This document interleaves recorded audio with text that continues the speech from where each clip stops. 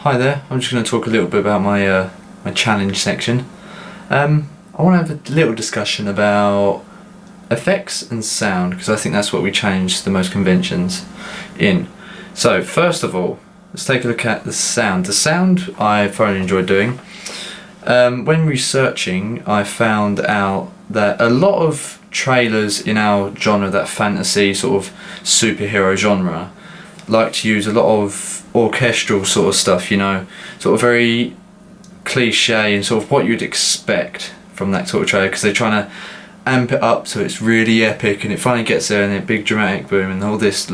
So I didn't want to do that. I wanted to challenge that originally. So I thought, how can we make this a bit different? Because originally our film started as a very sleek, futuristic sort of type of film, but in the end I thought we both thought this wasn't the right look for our film. So with this in mind, we looked at making it a bit more rocky, a bit more punky to begin with. So we originally got someone in who's a musician, a friend of ours, who could play electric guitar. And we started using the electric guitar for it, and that started working out really well. It started off getting the gritty sort of feel to it, you know, and it really brought out the sort of the punky nature we wanted it without, because we've got graffiti titles and things like that.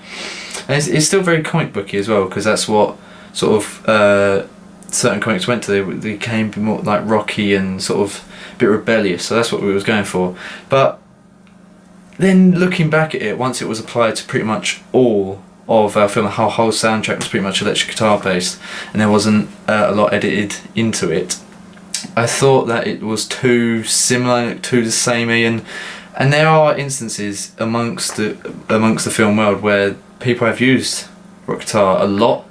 So I thought, right, how can we do this? So I started looking at different types of music and what could go with our style of film, and I looked on YouTube and I found dubstep. Basically, it's like electronic music. It's sort of a lot louder and a lot harsher sound. So I started playing with that idea, and then I was doing loads of different versions. I was copying already existing music by creating my own on GarageBand. I was using musical keys. I was doing all these things to make these perfect snares and the perfect sort of stingers and like the wub sounds, as you call it. So you certain like sort of frequencies in electrified sounds, if that makes sense.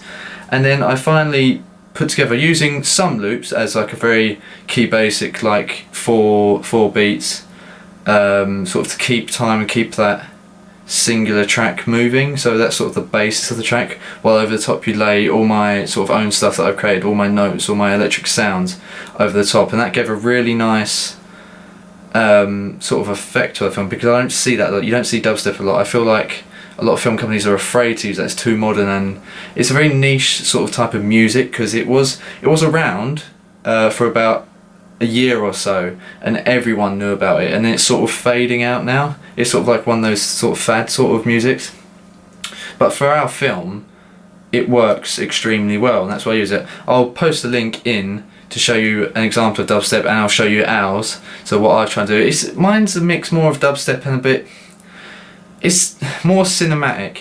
It's not as sort of random and sporadic as most tracks are. So I'd also like to talk about the effects amongst the movie, because they're very complicated and they sort of challenged a lot of things I've seen. So it originally started sort of with like lighting, really, because we was looking at things like Batman the Dark Knight and The Dark Knight Rises, how they use a lot of sort of hard lighting, you know, to shadow Batman and to shadow Bane or the Joker, to make them look a certain way, to give a message across. And that really stuck out for me, you know, how the Dark Knight really relates into the film. It's not just the title, you can see that he like flies across screen and you just see a glimpse of the two ears or the cape or something like that. So that really intrigued me. But we didn't want it completely dark, so I started looking at things like Scott Pilgrim vs. the World, which is very heavily comic based, and it's been a great inspiration for our film. Completely. And predominantly it's a comedy, so it's very warm filter, there's very soft lighting involved, and with that it has all the comic features inside it already. So was thinking about, how do we apply these two, how does this work? And then that sort of came down to our final inspiration, which was Sin City 1 and 2, A Dame to Kill For, and that was, they're both it's a neo-noir. It was a comic by Frank Miller. It's been produced into a film, and they're very good films, but the way they work with light and the way they work with filter isn't like just black and white. It's cell shaded, so it looks like a drawing, so it links back to the comics, and that's sort of what we wanted to do. But we thought, how can we make it different from Frank Miller's? How can we make it stand out more? So we did a certain thing with ours where we designated certain colours like a comic book.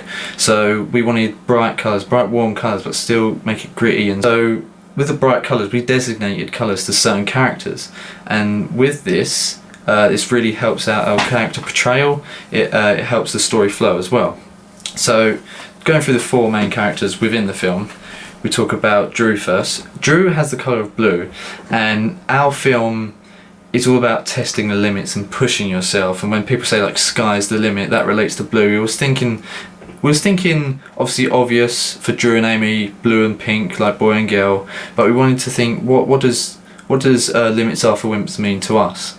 So that was all about sky's the limit. He needs to prove himself. It's all about a self-discovery journey, basically. Now with Amy, she is predominantly pink, yes, for a girl, but it's more of a purpley sort of. It's like let's say it's like poison or something like that. So it's like purple also represents passion. So it's like she's not a stereotypical, she's the girl character, she's going to be the love interest. She wants to fight, she wants to get out there and prove her worth, because at the beginning of the story they are rivals basically, and she wants to beat him and Drew wants to beat her equally. So she's not ready to back down. Eventually they come around to being on the same team, but it shows there's a feistiness within Amy, and she's not just a weak character who's going to be a bit on the side for Drew. Finally, moving on to the Guardian, he has the colour of red. Now we chose red because red's normally used for like warning signs and sort of things like that, so he's very commanding, and he's very sort of he tells Drew and Amy what to do a lot, and he's very in charge. He's not stubborn, but he's very, near the beginning, he's very short-minded with the answers he gives Drew and Amy, because he's been experienced a lot and he's seen a lot of stuff, I imagine. So he's very sort of, you have to listen to me because I know what I'm talking about. And so that was very interesting. So red seemed like an obvious choice for us. With the villain, we chose a green because that was sort of like, he's not a very nice man. We wanted to show something that was a bit, he's very calm and collected, but he's very little feisty sort of character inside him. He's almost sort of insanely, sort of relating back to the Joker.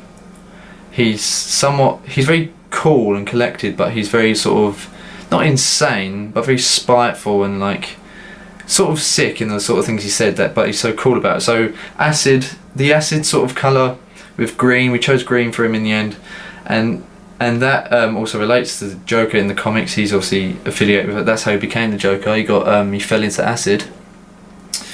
And yeah, so that really stuck out for us because these key colours all are used commonly amongst the comics, and we wanted that to be shown across. So we want to show our influence, yet but still show the character and what they're about. So you can take a lot from just looking at the colours of them.